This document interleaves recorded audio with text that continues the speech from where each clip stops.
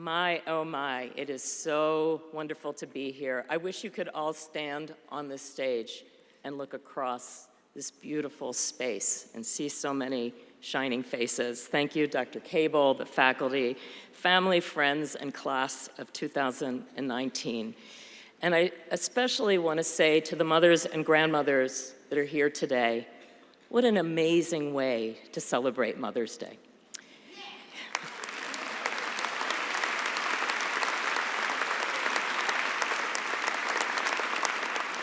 Thank you to you all for all that you've done to make sure that every student walking across this stage today does so with the support and love.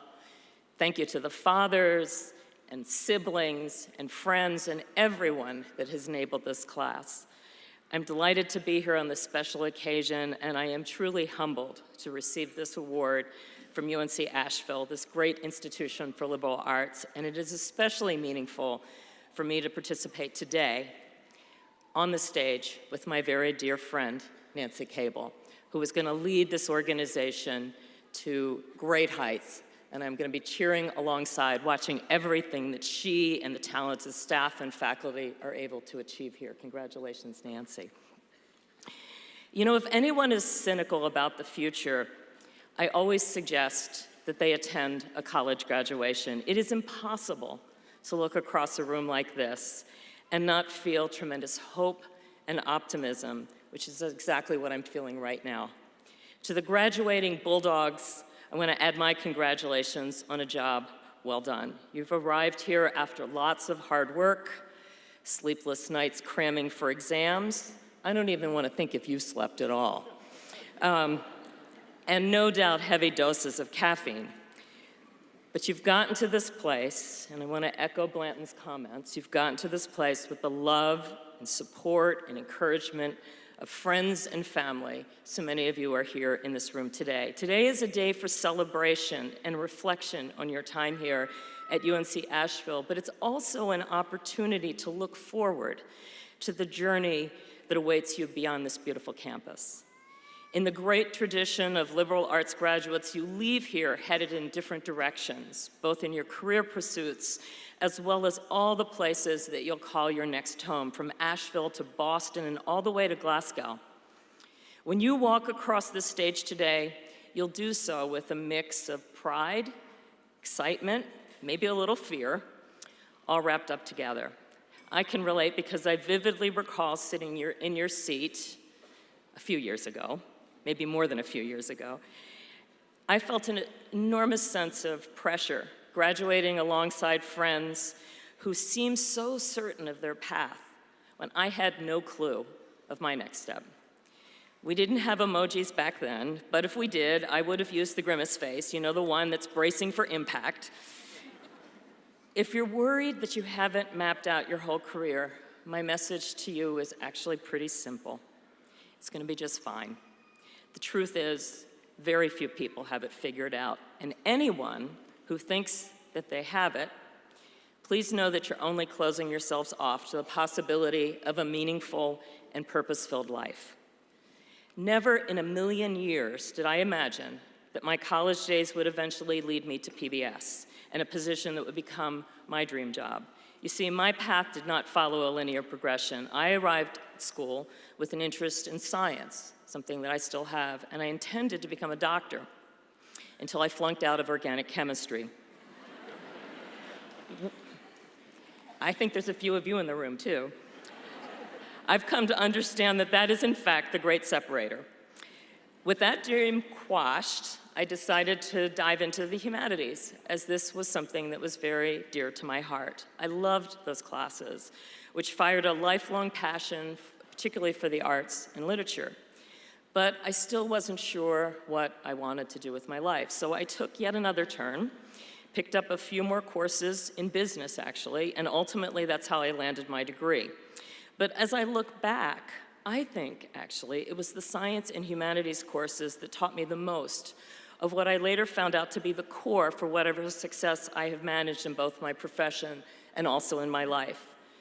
Of course, I graduated before the time of LinkedIn and Indeed.com, so when I started my career path, I actually skimmed the classifieds in the newspaper, and that's in fact, by serendipity, how I found my first job working for UNICEF. It was there that I discovered my North Star, a passion for nonprofit work and a desire to make a difference. That job led me to International House and the Metropolitan Opera. I was not a singer, by the way, as you can tell from my voice. And I eventually ended up at Channel 13 WNET in New York, which is our public television station there. I loved that job. I thought that that's where I would be for the rest of my life. But 14 years ago, I found myself in front of the PBS board interviewing for my current position. And I couldn't help but marvel at the unexpected series of events that led me there. In hindsight, I could see that my college experience helped to prepare me for the twists and turns of my career because it exposed me to different perspectives and expanded my worldview, which is exactly what the liberal arts do so beautifully. Albert Einstein once said, "I can never teach my pupils, I only provide the conditions in which they can learn." And UNC Asheville has provided the conditions, training you to ask the right questions and to question the status quo, showing you that it's okay to turn left when everyone else is turning right, demonstrating the power of making a leap when the easiest choice is to stand still, and affirming that learning is not a four-year commitment, but rather a lifelong endeavor. This is perhaps the greatest gift of the liberal arts experience, knowing that your education does not end here, rather it begins here. We live in a world in which change is the only constant, a world that requires constant adaptation and evolution. Certainly that's true in my line of work. When I joined PBS, the media industry looked profoundly different than it does today, and some of the most interesting jobs in media didn't exist. For some perspective, in 2006, the big television news was that iTunes was going to offer episodes of Desperate Housewives for $1.99. Which seemed crazy. But that actually turned out to be a harbinger for the digital revolution, which has forever changed the way that we consume media. As I consider the leaders who thrive in the face of such transformational change, the common thread among them is a relentless pursuit of knowledge and a commitment to lifelong learning. While certain types of work may become obsolete, there are no limits for intellectual rigor and a curious mind. The jobs of tomorrow, whether in technology or business, medicine or education, will require people who think critically and creatively, problem solvers who tackle the unknown opportunities and challenges that lie ahead. These are the skills that you've been honing right here. The graduates here today have a solid foundation from which to forge your own paths. You've proven that you're smart and creative and resilient.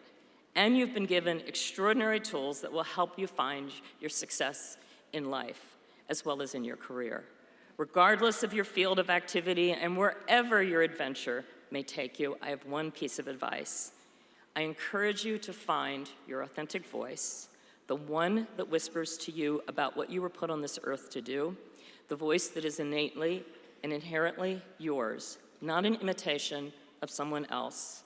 And if it doesn't come to you immediately, don't worry, it'll happen as long as you push yourself out of your comfort zone, both professionally and personally, seek out mentors who encourage and inspire you, and pay attention to the things that truly make you sing.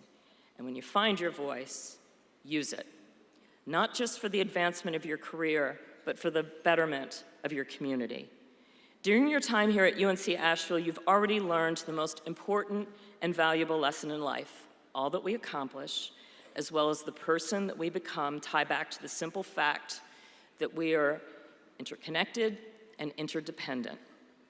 A few weeks ago, we saw the community and the power of that at your sister school, UNC Charlotte. In the wake of unspeakable loss, students, faculty, and community leaders came together. Using your voice to make a difference is something that has been instilled in this graduating class. It has been a part of your experience ever since you set foot on this campus. And those lessons of engagement and service are more important than ever before. I don't need to outline for you the challenges facing our world, and I'm certainly not here to suggest the issue or the cause to which you should lend your energy. My only ask is that you stay involved and continue to lead in with empathy and purpose. I can see great fire and determination in your generation. You've already begun to leave your mark on the world, shaking things up, raising your voices, and banding together to make change happen. You are also the most connected generation in history, using social media and technology to engage with one another and with the broader world. Those points of connection are so incredibly important because I believe that we will only overcome the challenges before us if we face them together. And we will only overcome our divisions if we move from a place of I and me to us and we. For the strength of our society does not rise or fall with any one person, nor any one piece of legislation, nor any institution. Rather, it requires all of us to come together to build the communities in which we want to live. Looking across this crowd, I am filled with tremendous hope as you are the leaders who will take us to this place that we aspire to be. I'm going to leave you with one last thought. This summer, we'll celebrate the 50th anniversary of the moonshot and the landing on the moon. It was an improbable and an impossible feat to think that we could put a person on the face of the moon. It was done with great risk, with a huge collaborative effort of people with many different backgrounds and experiences coming together. And we did this effort without really knowing for sure that it was going to work and the world was watching. We came together as a country, and we came together as a world. And through that effort, we created technology that has changed everything that we know today, including the cell phones, which I hope are still in your pocket and that you're not looking at right now. It's time for another moonshot moment. There is a great deal resting on your shoulders. You are the ones to lead us forward. And remember, as you do so, life is about the journey and not the destination. Cherish every moment along the way, and remember that you will always be part of this community wherever you go. Carry it forward proudly and lead us into the great future that I know that you will do. The future is yours. Our country's future is yours. And I wish you great success because we're counting on you. Thank you, and congratulations to the class of 2019.